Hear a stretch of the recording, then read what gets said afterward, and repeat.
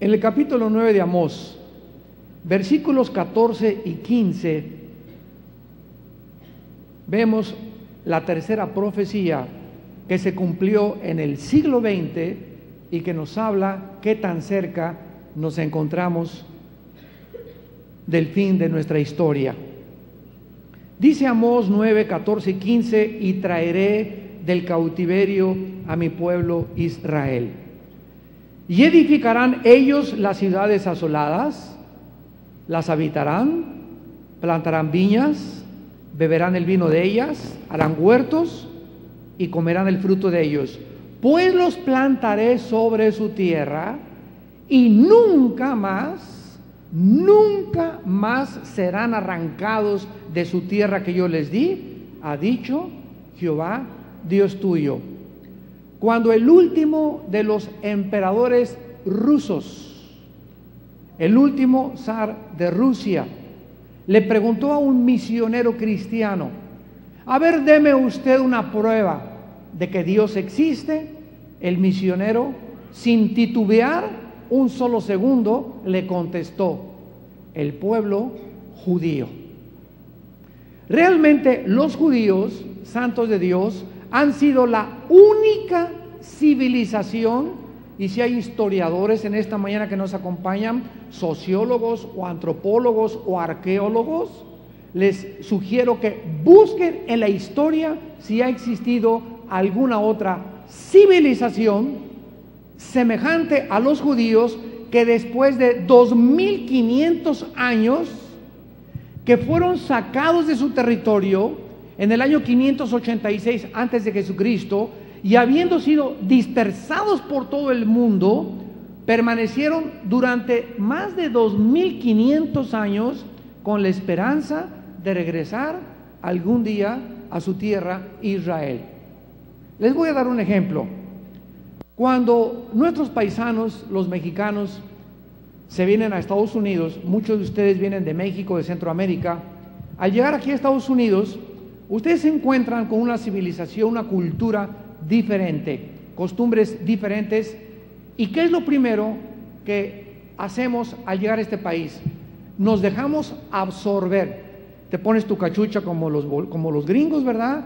Tus tenis, tus shorts, quieres hablar ya como los norteamericanos, etcétera, etcétera. Caminamos en la calle ya como ellos y comenzamos a ser absorbidos por la cultura norteamericana. ¿Cuántos de ustedes, después de no sé cuánto tienen, 20, 40 años, quisieran regresar a Guatemala, a México, a El Salvador, a Chile, a Argentina? Bueno, me podrías contestar: para ir a ver a mi abuelita, para ir a ver a mi tío.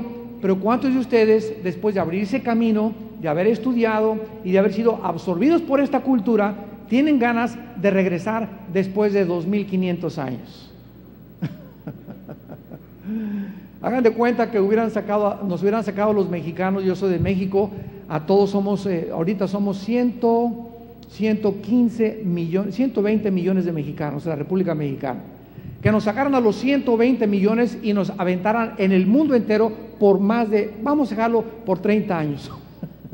¿Cuántos de nosotros quisiéramos regresar a México? ¿Verdad? Casi ninguno, más que para comer chicharrón y chorizo y los tacos que extrañamos. Pues aquí tenemos a un pueblo que son los judíos, y que tú me puedes preguntar: bueno, ¿y por qué los judíos? ¿Qué tienen de particular los judíos? ¿Por qué Dios escogió a Israel para que pudieran a través de ellos venir las profecías? Bueno, si hubieran sido los italianos, hubiera sido lo mismo. ¿Y por qué no los italianos? Y si hubieran sido los italianos, ¿y por qué no los mexicanos? ¿Y por qué no los hondureños? La cuestión es que Dios escoge dentro de la geografía del mundo a una sola nación. Y pudieron haber sido los ingleses, repito, los franceses, porque no hay nada, ni había nada, ni sigue habiendo nada particular con los judíos, más que Dios los escoge para que en ellos se centre la atención de las profecías bíblicas. Israel es el termómetro de Dios. Y cuando nosotros venimos a la Biblia y estudiamos las profecías bíblicas, nos damos cuenta, desde el capítulo 12 Ya se descompuso aquí el monitor. Desde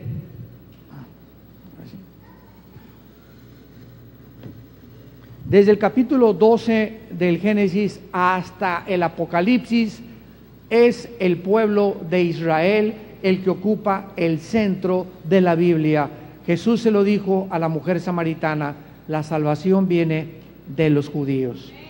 Muy bien, los judíos a principios, no sé si puedes conectar el monitor. Es el monitor, no es el micrófono, es el monitor. Lo pueden desconectar. Los judíos a partir del siglo XX comenzaron a tratar de regresar a Israel, porque estaba en aquel tiempo la nación de Israel ocupada por los turcos otomanos, y después los ingleses llegaron y comenzaron a penetrar en Israel. Y en 1945, llega el general Douglas MacArthur, norteamericano, a Berlín, a Alemania, y encuentran un panorama desolador de más de 6 millones de judíos que Hitler masacró en campos de concentración. Con la piel de los judíos hicieron lámparas, a las mujeres embarazadas hicieron, el doctor Mengele, experimentos de clonación ya en aquel tiempo, etcétera, etcétera. Entonces las Naciones Unidas, que en aquel tiempo se llamaban la Liga de las Naciones, determinaron que Israel regresara a su tierra el 14, apúntalo, de mayo de 1948. El 14 de mayo de 1948, la Liga de las Naciones, que ahora son las Naciones Unidas, determinan 20 votos contra 13 de que regresaran los judíos después de más de 2000 años de historia. Y Isaías 66 dice: ¿podrá una nación nacer en un solo día?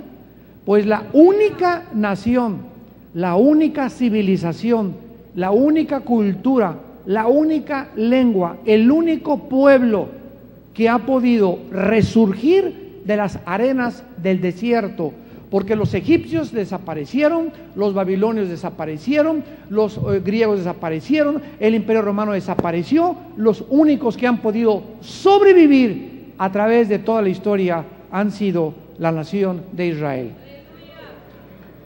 Ahora vean ustedes a continuación lo siguiente. Vean qué exactitud de las profecías bíblicas en Amós 9, versículo 14 y 15. Vean ustedes que se cumplieron al pie de la letra.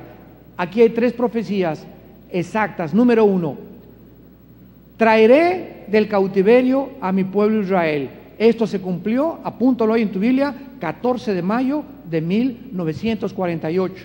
Se constituye como el Estado independiente y soberano de Israel, como jamás, nunca la historia había visto a ninguna nación. En segundo lugar, dice la Biblia: edificarán ellos las ciudades asoladas, las habitarán, plantarán viñas y beberán el vino de ellos, harán huertos y comerán el fruto de ellos. Damas y caballeros, cuando los judíos regresaron en 1948 a Israel, no había un solo árbol, uno solo. Ni un olivo, ni un limón, ni un naranjo, ni un durazno, no había un solo árbol. Escuchen esto: en 1950, 2 años después de que regresaron, en la obra de la ingeniería hidráulica más portentosa de la historia, los judíos plantaron en 2 años 6 millones de árboles. Un árbol por cada judío que Adolfo Hitler mató en la Segunda Guerra Mundial, porque aquí dice que cuando ellos regresaran iban a edificar viñas y a comer el fruto de ellas. Solo Dios puede ser tan exacto en las profecías bíblicas. Solo Dios pudo haber escrito esto, porque en 1949 comenzaron a burlarse los judíos. ¡Ay, cómo van a poder vivir en un país con pura tierra! No tienen ni siquiera fértil la tierra para sembrar, aquí no va a crecer nada absolutamente. Pues hacen una obra portentosa de la ingeniería hidráulica y plantan 6 millones de judíos. Actualmente, en el siglo XXI, hay en Israel 65 millones de árboles.